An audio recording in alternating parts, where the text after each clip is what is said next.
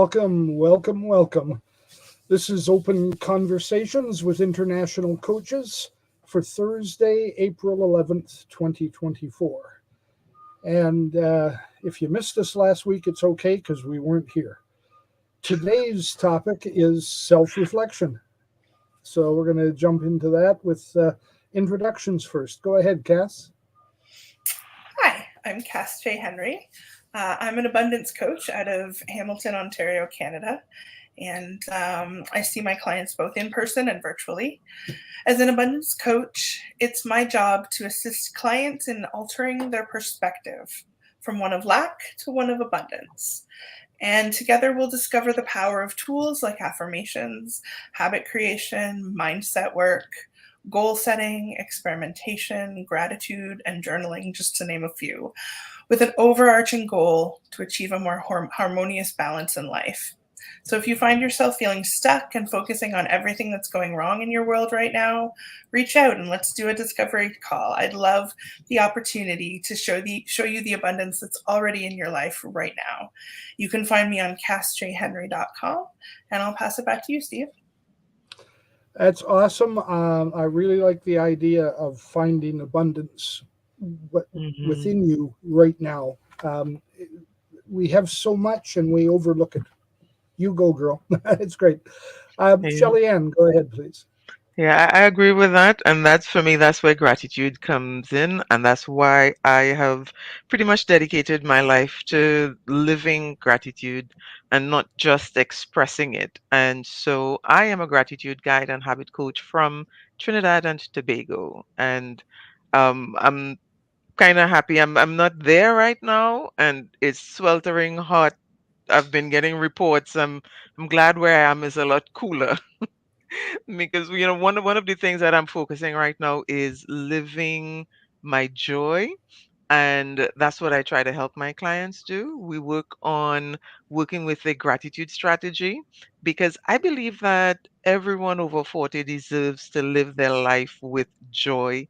And something happens at 40, some switch goes on, and we start to look at ourselves and self reflect and see things that we're not happy with. And we feel like we need to add and add and add and do more and get more done in order to be happy. And that usually leads to burnout and frustration.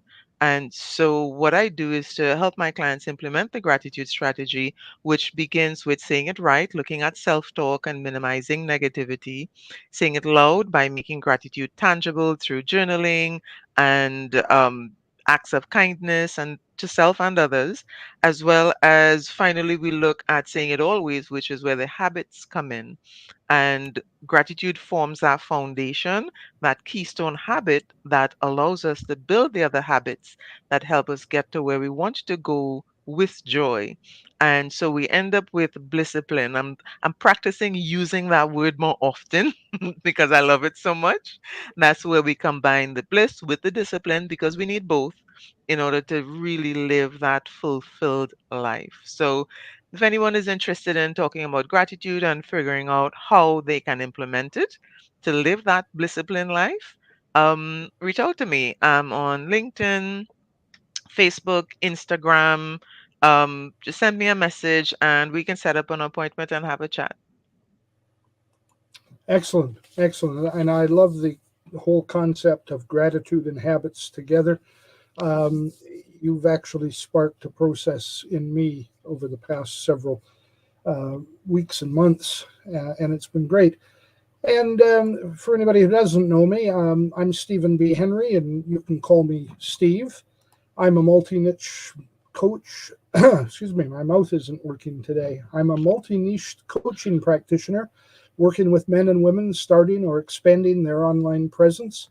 As a business success coach and personal development mentor, I bring the holistic trifecta of online business into focus for my clients. My many years of experience across the spectrum of personal and business life and my sincere commitment to ongoing learning inform my approach and understanding. Excuse me. When one comes to realize that success is a journey and not a destination, life's goals become more attainable and exceedingly more enjoyable. The time to hire your guide is before you get lost in the woods. And with that, let's start talking about our topic, self-reflection. Yeah. Anybody want to jump in? Go ahead. Yeah, I want to go first just to say that when self-reflection, I always used to think of it as something that is natural and that everybody does and that, it's so um easy, but I've learned that it's not, and it's not as natural as we think. And sometimes we might recognize the need for it, but not feel comfortable getting into it.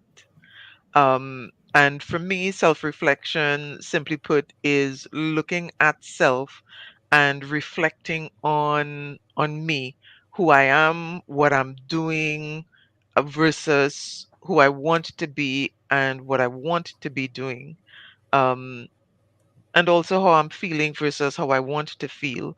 So, pretty much reflecting on what's going on with me. And through that reflection, there's usually a comparison between this is what I'm feeling and this is what I want to feel. And there's also some sort of judgment happening where am I happy about the way I'm feeling and what I'm doing and who I am?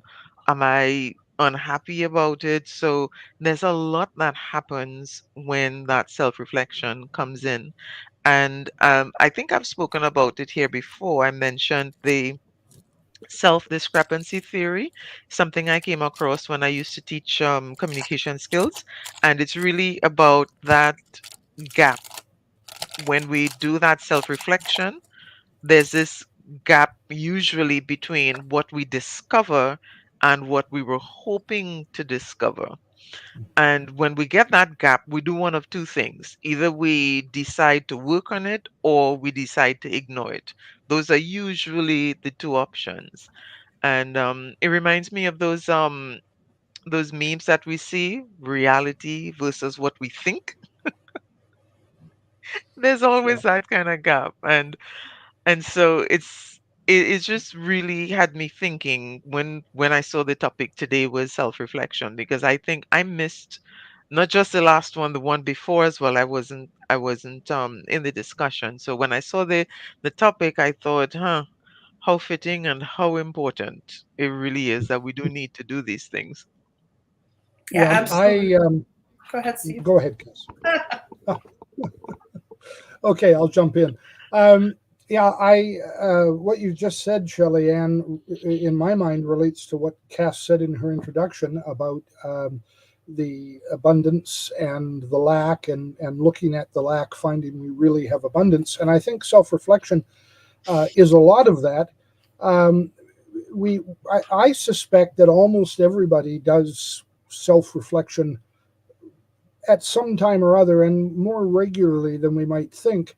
But it's the negative side of it. It's the woe is me. Oh, I'm doing this wrong. I can't do this, whatever.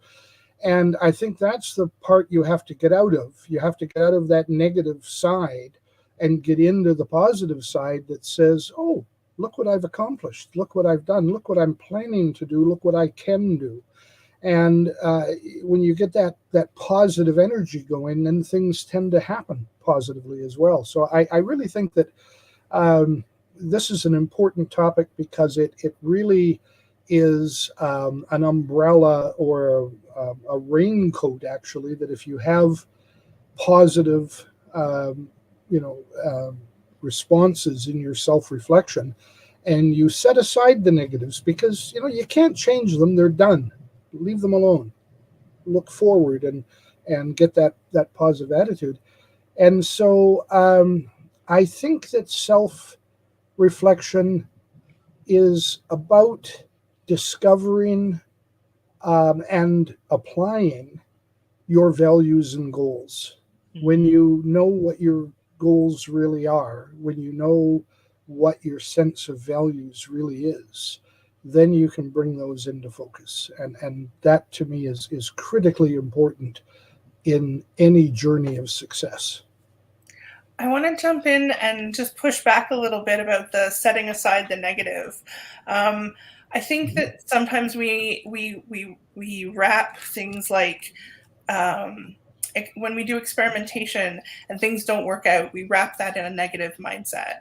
And really, that's not necessarily negative. That's information that's important to have so that you can move forward when you're looking at self-reflection, and there might be things that aren't working so well and you want to work on them, that you can do goal setting around that. But I know you're talking about the negative self-talk, that kind of idea, and that's definitely something that we don't necessarily want to get stuck in, but it's still important to reflect I think, on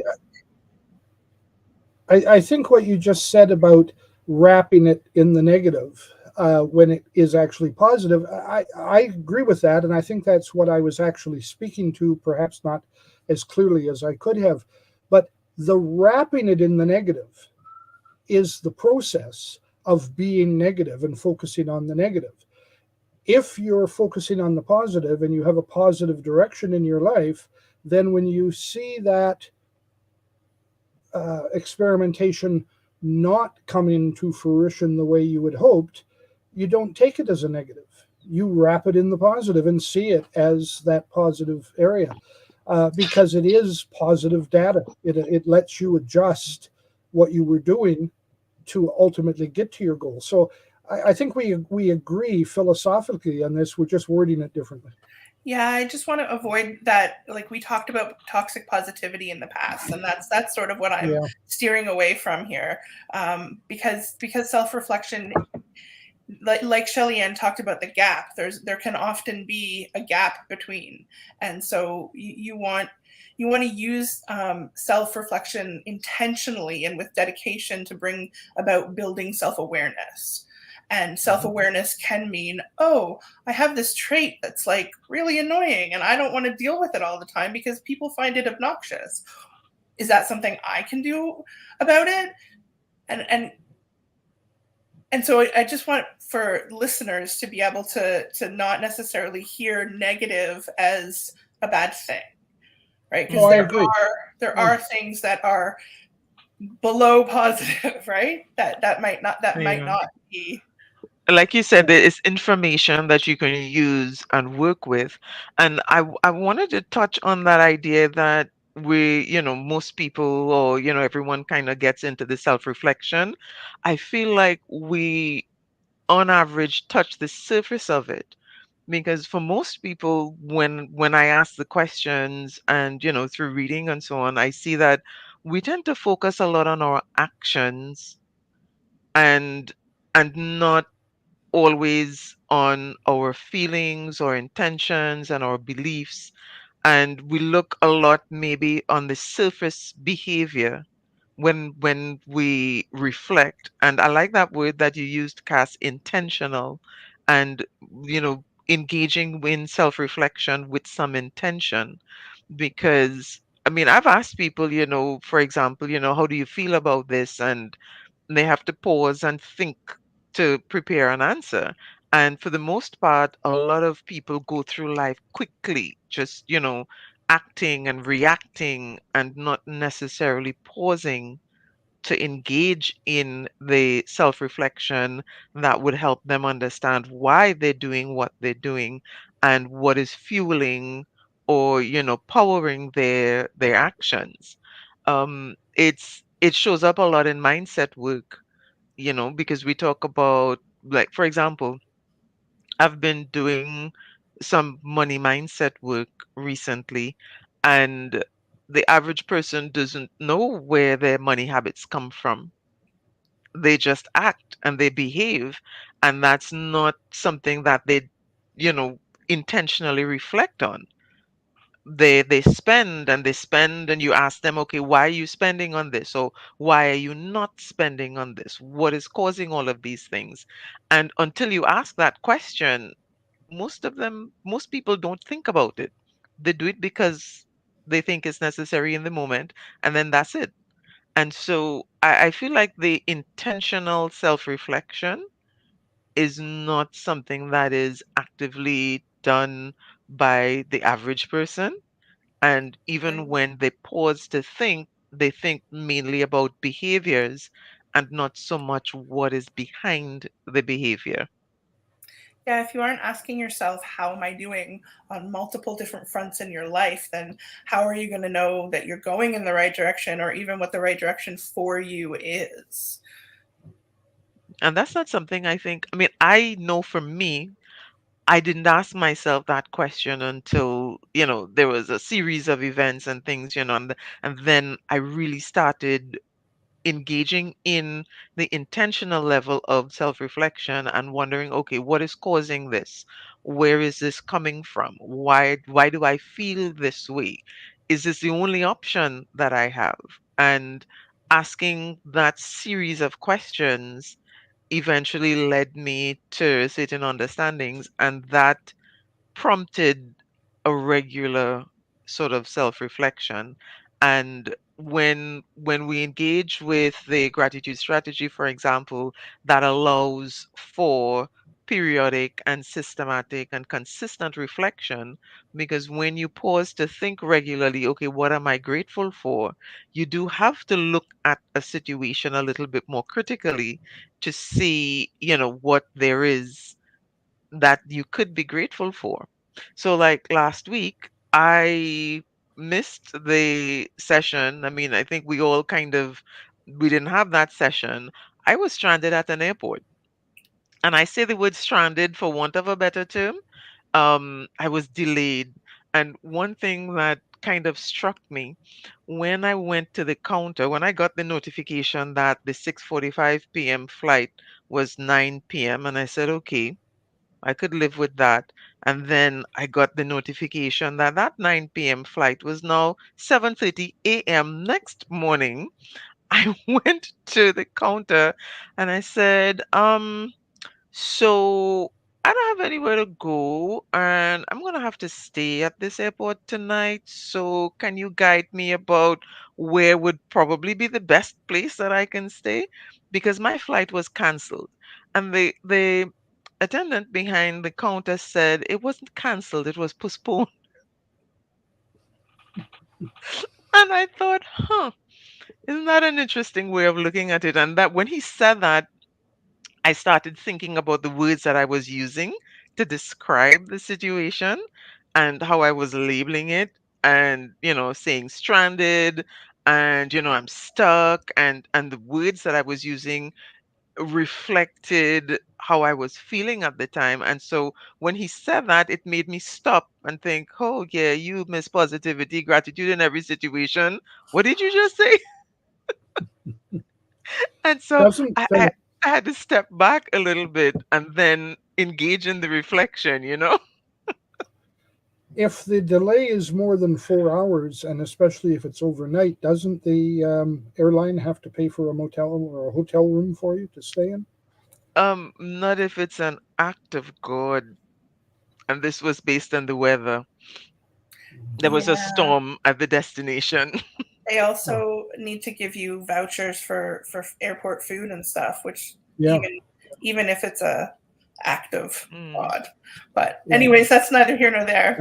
Well, Um, a little bit of self-reflection. Yeah, I was Yeah. I was gonna say that what you just did there in that moment of that quick self-reflection was kind of a check-in with yourself, and I think that that's something that if you are a person who does self-reflections and who engages in that intentionally, which I know you do journaling and you do your day timer, which has that reflection built into it, Mhm. then check-ins become something that you can do fairly quickly.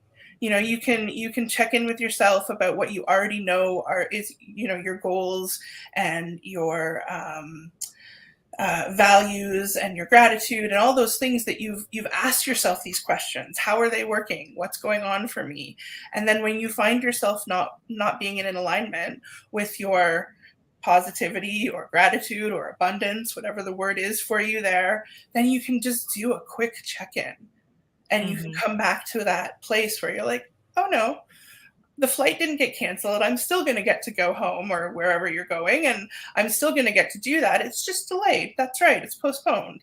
And so what can I look at as an opportunity here? Does it mean I get to spend some time with my family, or spend some time journaling, or try out a restaurant I never would have gone to, or, whatever those things that you may or may not do with your time. Sleeping in a chair doesn't sound wonderful, but No, but let's find the most comfortable chair.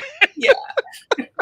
And I think that's the Yeah, the yeah. what came out of that for me. It was definitely a learning opportunity.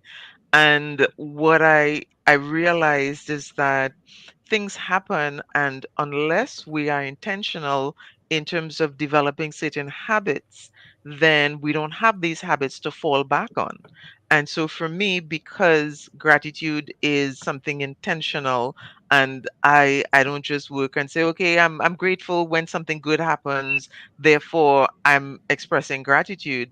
My intention really is to live gratitude, which means in everything recognize what I'm learning, what I can take from the situation. And some situations are not pleasant. Like that particular situation was not a pleasant situation. I'm not grateful for the situation itself, but there were things that I learned in there. And what the self-reflection really, as you said, is because this is a habit that I have. and and that's why I wonder about the frequency at which the average person really engages in this self-reflection, and what it looks like for them, because there is that gap. Whenever we reflect, there is going to be a gap, whether the gap is closer to the positive, where we might feel like, hey, I'm further along than I thought. We do have those kinds of gaps as well. It's not always a gap where there's a deficiency. The discrepancy means it's not what we think it is. Whether it's more or less depends on the situation, but discrepancy in that case simply means it's not what I thought it was. And so that's why I wonder about, how we react to that self-reflection, and how much in depth do we go? Do we just look at our actions and leave it there, or do we look at the feelings? Do we look at the beliefs, motivating the feelings that motivate the actions? And how much do we really get into those kinds of details? Yeah, it's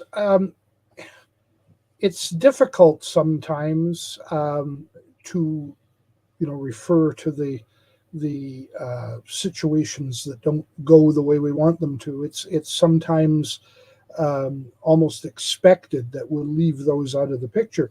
In my long form bio, I talk about the many businesses that I've built over the years. And I used to talk only about the successes. It seemed to me that that was what people would want to know, is the successes and what I could share from those. But now and for several years now, I have been including the miserable failures. I've had a couple of those, and I've included those partly because it's real, that's what did happen, but partly because there is so much to learn from those failures, and the successes that came after them were probably greater because of that learning. And so, as a life coach, and what I call a holistic life coach, it is counterproductive to ignore those things that are uncomfortable. It's often those things that prod us to move on. And so when we do self-reflection, we can look at the reality of what we've done, but more importantly, how it affects us, how it Hmm. informs us, how it motivates us. You mentioned mindset, Shelley Ann. It's that is so important, as how those difficulties and problems that we have inform our mindset, and we can allow it to make us negative, but it's the same thing, the same occurrence, the same effort to go to the positive side of it and use it to reformat what we're doing to make it better going forward. And so you can't do that without self reflection. You can acknowledge that this is good and this is bad, or this is positive, this is negative, but you have to know how it affects you, what you call the discrepancy. You have to know where reality differs from where you are in your thinking, in your mindset. And then you can start to do things about it. So looking inwardly, looking at yourself is a powerful tool. Yeah, and it's something that you can do in a lot of different ways. It doesn't just have to be journaling. It can be lists. Mhm. It can be done talking with a close friend or with a coach. Yeah. Something that one of my mentors does often is holding the mirror. You know, this is what you've just said to me. I want to hold the mirror and reflect it back to you so that you're hearing what's just occurred between us. And I think that that's a really powerful tool to jump that gap, right? So because I may be saying something and the way I'm talking about it doesn't come across quite as what I mean, and then holding that mirror can synthesize it to, yeah, I did say that, didn't I? I see that now. The other stuff is you can meditate, you can go out in nature, you can just find quiet and calm, mindfulness, things like those can help with self-reflection, and also creative expression. Whatever format that takes, whatever medium that is, that can be a really strong tool to use to bring about that self-reflection. One of them that I really love to do is collage. I absolutely love. I have a stack of magazines that have all been cut up on multiple different things, and I love to pick a theme and just go with it. And that can be a self-reflection on where I am, a snapshot of my day. So there's lots of different ways. It doesn't just have to be, journaling. You can even just talk out loud to yourself in the room while you're folding laundry. Yeah. Yeah. And I think it also doesn't have to be about any one specific topic.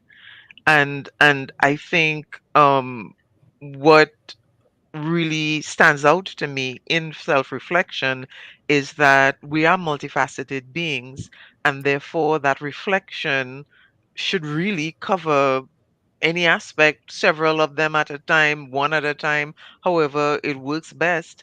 But it's not just one thing in terms of this is what I'm reflecting on, and I'm reflecting on this, and this is, there is no, I know, Steve, you're fond of saying no box at all. I think this is another situation where that applies, because sometimes we might look at, if you do a search, how to engage in self-reflection, sometimes you get some prescriptions that I feel are restrictive and make people feel like this is the only way to do it, and this is the only thing that I'm reflecting on, when there's a lot more to it than that.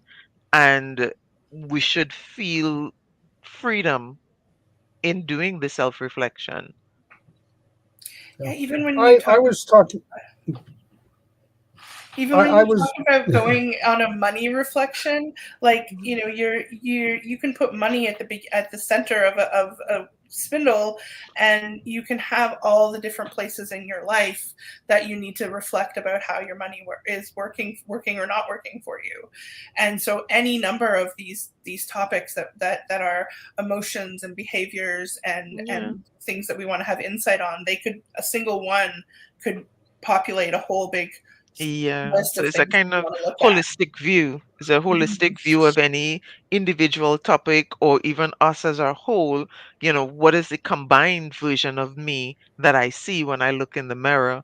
Or what is the combined version of me that I see when I look at my relationships, or when I look at, my vocation? And, Mhm. there's so many different ways to approach it. And Yeah. I think this is where, if there's any kind of doubt or hesitation or confusion, this is where a coach would come in to really support that kind of process. Yeah, Steve, you were going to say something, I think earlier. We often we often look at things um, differently than they are, and we don't fully see them, and we start to make judgments and take actions. We're we're informing our process, but often with a misunderstanding of the information that we're working with. And this week, I was working with a client who is fairly big on habits, Shelley-Ann. He would agree with a lot of the things that you share about habits, and he applies that in his life with things. And when we talked this week, he said to me, I'm really feeling overwhelmed from the past week, and I don't understand why. He said, I'm creating a habit, and I've done this long enough now that it should be a habit. I should be able to get into it and not have to be always juggling and working with it.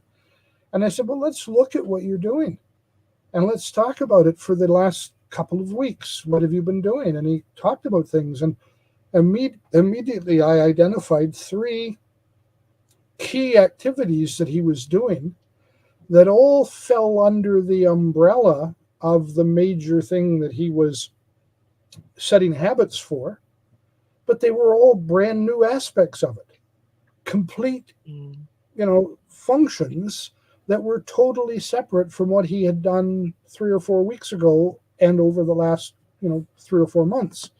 So they had not yet fit into the pattern that would be habitual. And 3 of them in the same week, with all the other things that he's juggling, no wonder he felt overwhelmed, and perhaps even more than overwhelmed, frustrated that things were not falling into place the way his, what he had been taught about habits in the past should have, identified itself as, should have manifested itself as. And once he realized, oh yeah, these are 3 completely involved, complex, separate tasks, I've got to build habits for those too. It's going to take a little bit more time. It just reduced the stress level, but he didn't see it. And this guy does reflection, self-reflection all the time, but he didn't see it because he was just lumping it in together with the title of what he was doing before and not actually seeing the process. And so when we do self-reflection, it isn't a bad thing to have a study buddy, what do I want to Call a call it? friend. Yeah, Yeah. Use a lifeline. Call a friend. Yeah, Call a that's friend, yeah.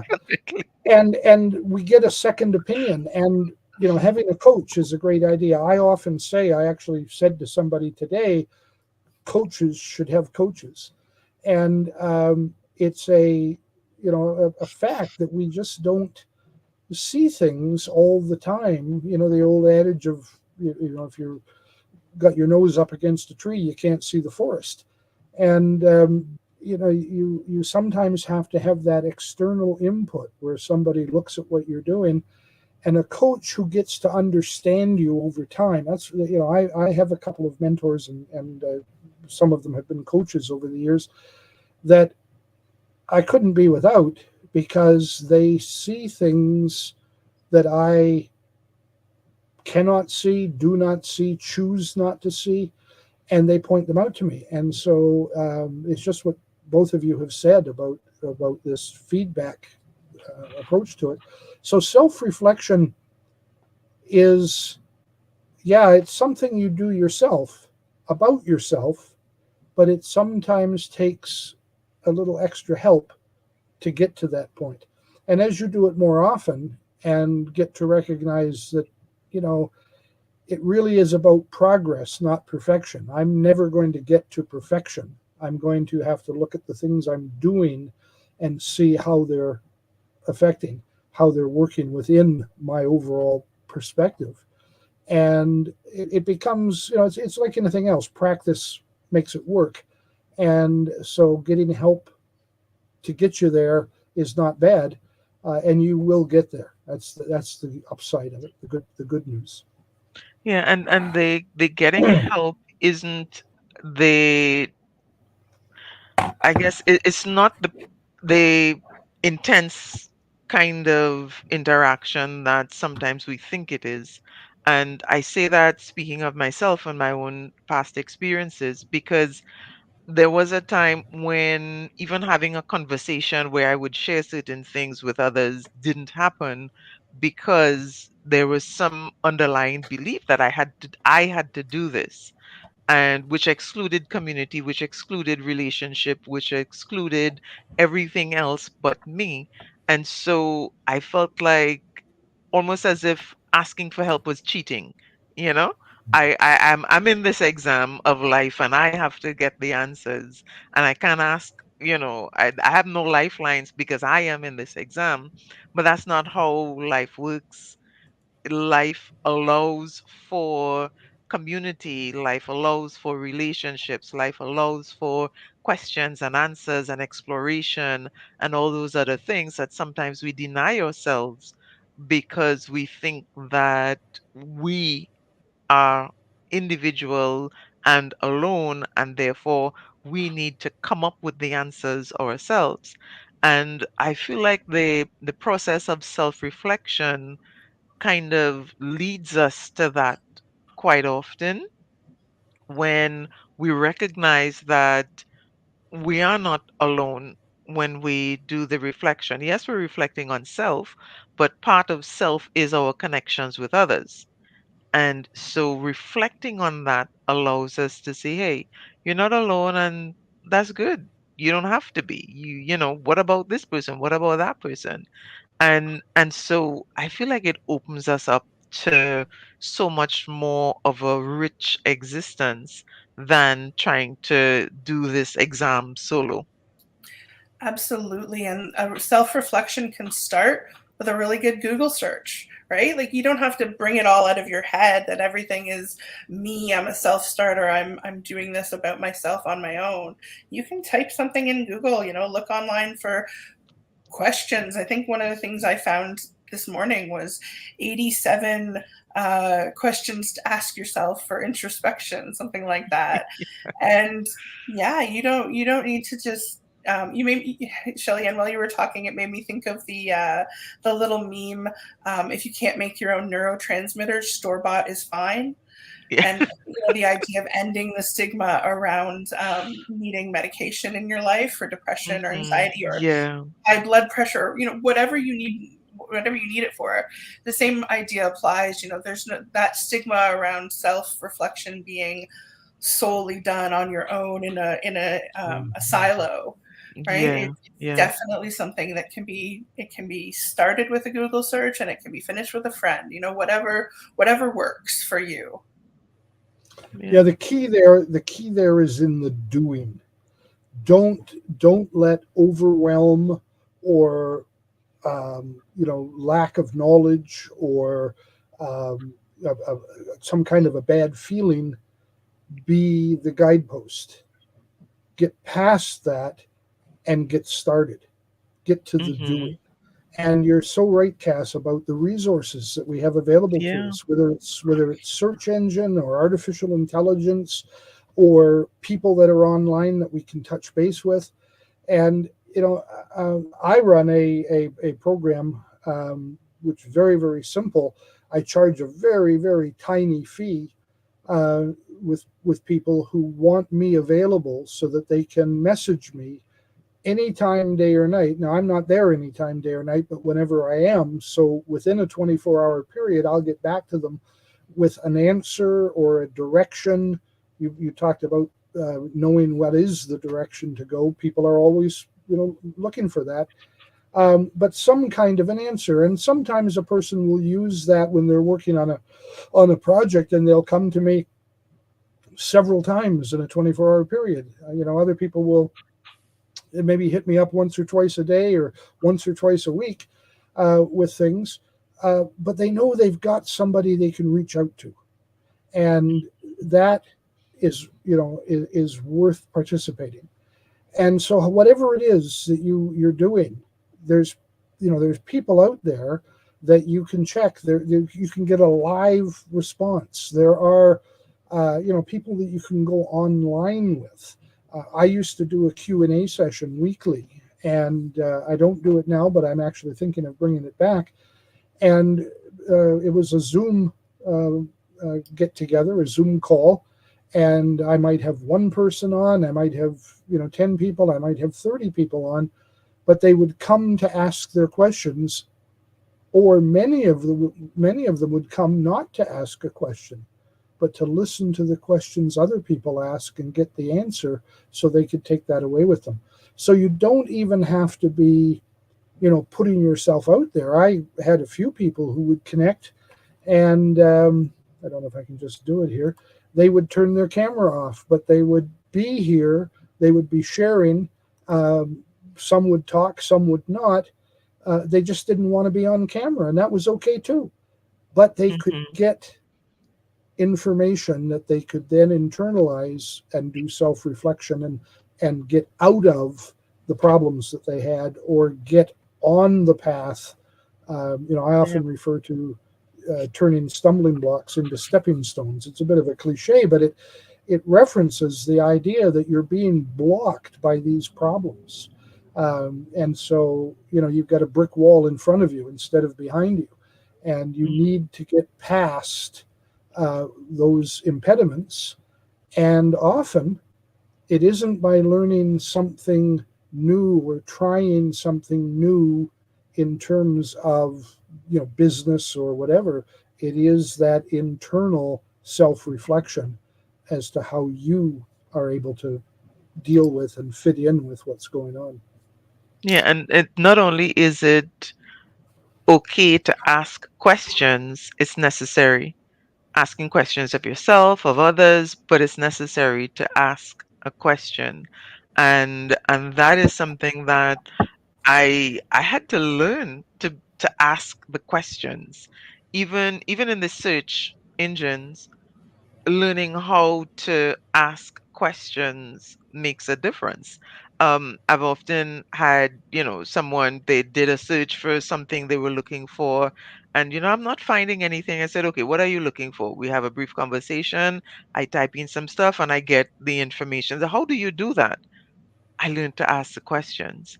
And I keep refining that skill of learning to ask the questions, because that's how we get the answers. And it was a shift for me, because sometimes we want the answers without going through the process of asking the question. But that process of asking the question does something to our thinking by learning how to phrase the question, and that makes a difference. And that's a big deal for me, because I see it changed my life in terms of how I approached things, not feeling as if asking a question meant that I didn't know, or I was weak, or I needed help. You know how we have the words help in quotation marks. It was just a shift in thinking. It's okay. Yes, I need help, and that's okay. And that is something that I learned, and I try to say it often, because I know there are still people who are in that situation where they feel like asking for help is a sign that something is wrong with them, and not just a fact of being a human being.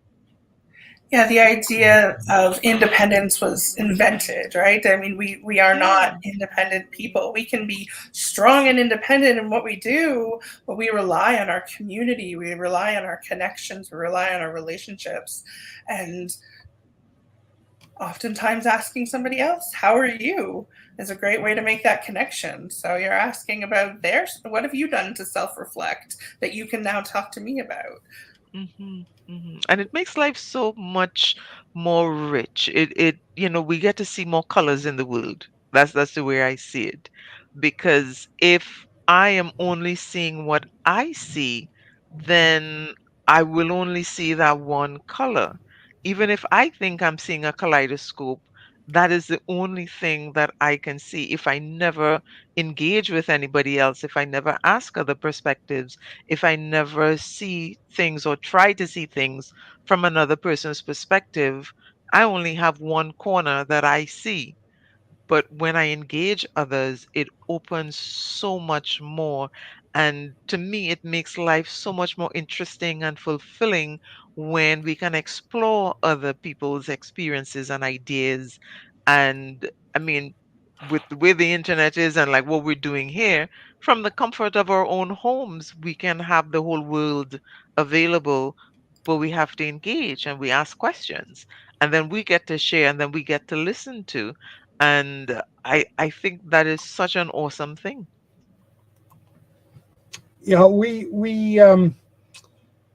we sometimes pre-qualify what we're doing based on what we think it should be, and we lock ourselves into a box. And you know, having the right tools, you know, sharpening an axe, for an Yeah. example, but having the right tools in the right shape can be important. And a lot of people are using search, and they're getting frustrated because when they search for things, they don't get the answers they expect.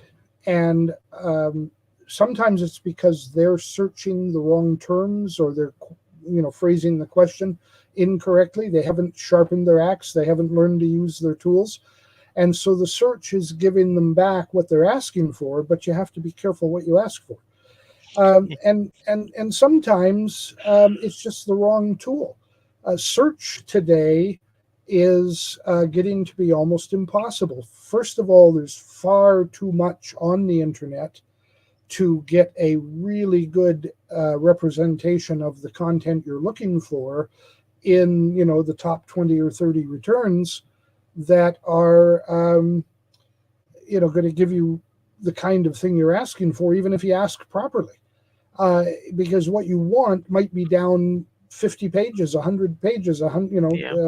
1,000 listings down in the search engine, and you're never going to get there from here. So, you know, search, it's not useless, but it's becoming less useful. And so I'm a very, first of all, I'm an early adopter of AI, and I'm an advocate of using it. And not only for things like content creation or you know, producing images or videos or things like that. It's a great, powerful assistant that can do things for you, but it can just be there as a friend or an assistant. And when you're doing Mhm. self-reflection, you can ask it what you should do, you know, what questions you should be asking yourself, and it will give you answers. I'll give you just a little example, and this isn't really to do with self-reflection at all, but it just shows you the strength of AI versus search. I couldn't think of a word the other day that I wanted to use. I was referring to something, and I had the visualization of what I was referring to, and there's one word that indicates it, but I couldn't get it. And you know, maybe it's a senior moment. I'm getting old, and maybe it's just I was busy with other things, and that was filed way back in my memory, and I just couldn't get to it. I knew it. I knew it, but I couldn't get to it. And so I kept getting a word that sounded right. Have you ever done that? You're thinking of a word, and you get this word that sounds similar, Yeah. but it's not. You know, it's not right. No, that's not the word. So at first I thought, well, let's go to search, and or maybe go to a thesaurus and see what. But if I don't know the word, I don't know what synonyms are of that word to feed it in to get the right word. Right? I'm structured search ain't gonna cut it. So I went to Chat GPT, and I typed in, and this is the important thing about it, is what you type to get what you need. I'm thinking of a word, correlate, but that is not correct. It is a word that refers to the process of storing and managing a large amount of data. Suggestions? Question mark. And it immediately gave me the word that I was looking for. Try that on search. It's not going to work. But try that. Go ahead and look it up yourself on ChatGPT. The word I was thinking of is correlate. What do you think it gave me? And so I'll leave that with you. But that's the Yeah, kind of now thing. I'm curious. And I when you want to do know the word. No, you can't just leave it there.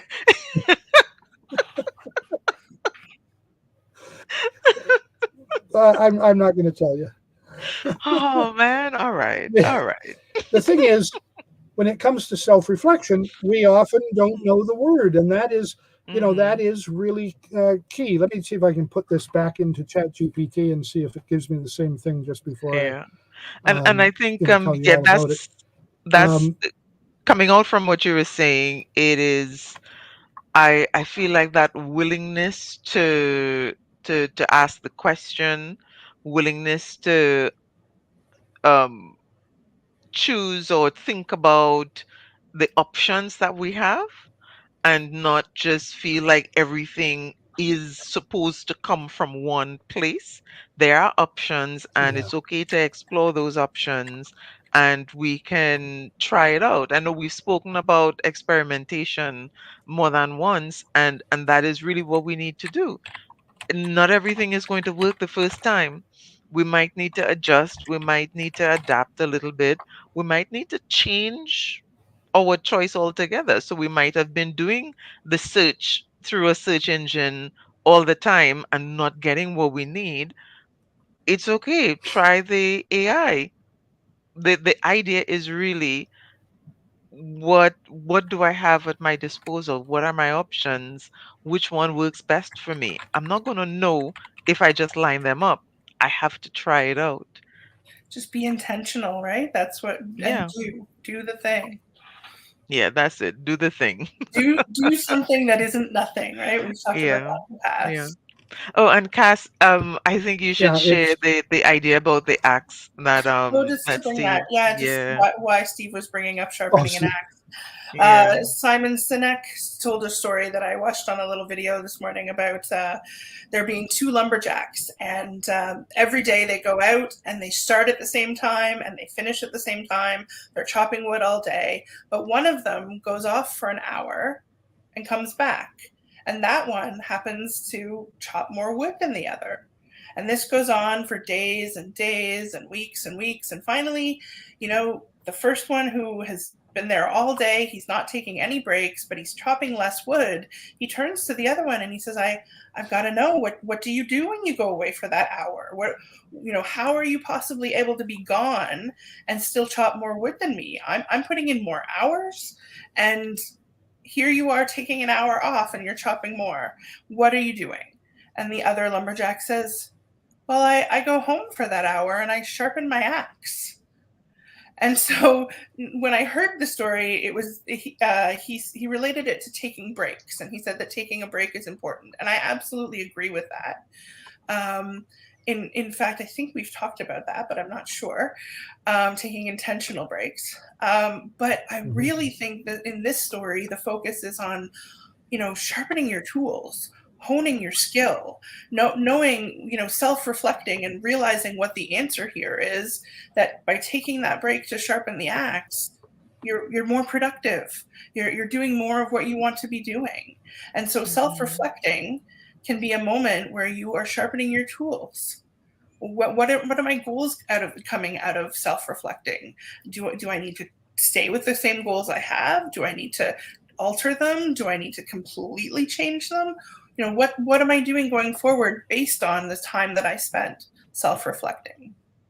Yeah, and for me, then the number one Yeah, question is though for sometimes me, I think, what am I grateful for in this situation? Because I always believe starting with the gratitude, because sometimes we have to do things that we don't consider fun. Life around us isn't, you know, sunny skies and, beds of roses and all these things.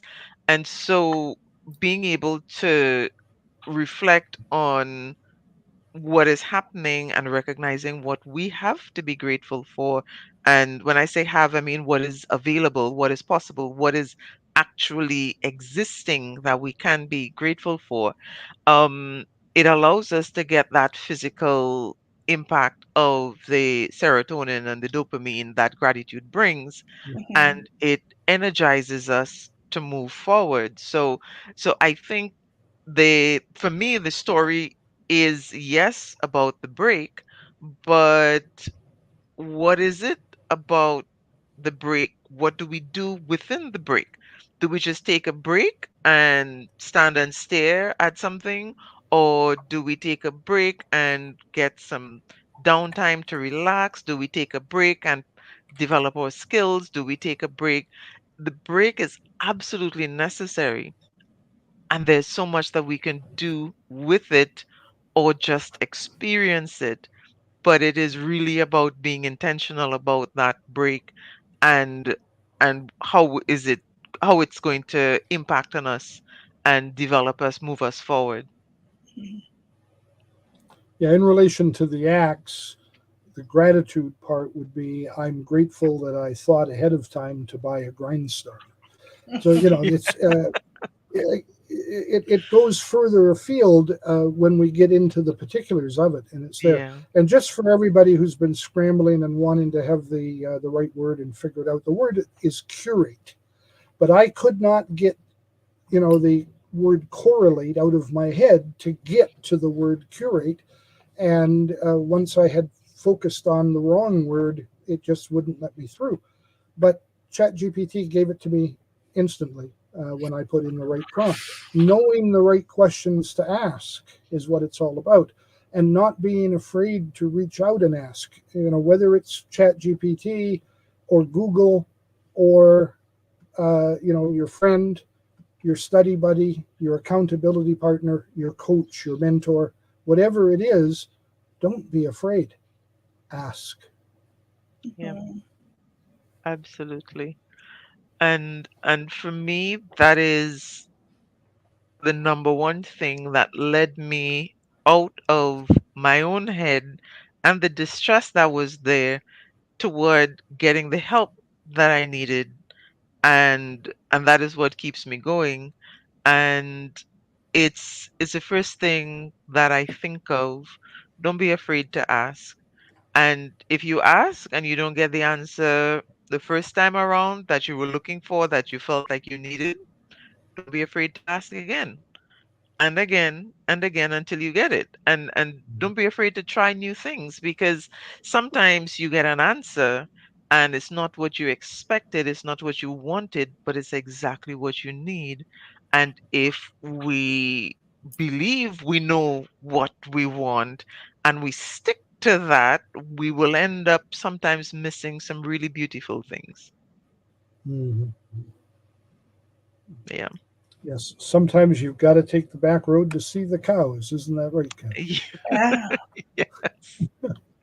Um, Absolutely, absolutely. So, And for in those for terms, those mm, wondering, for those wondering about that, you have to look at our past episodes to find out where the reference goes.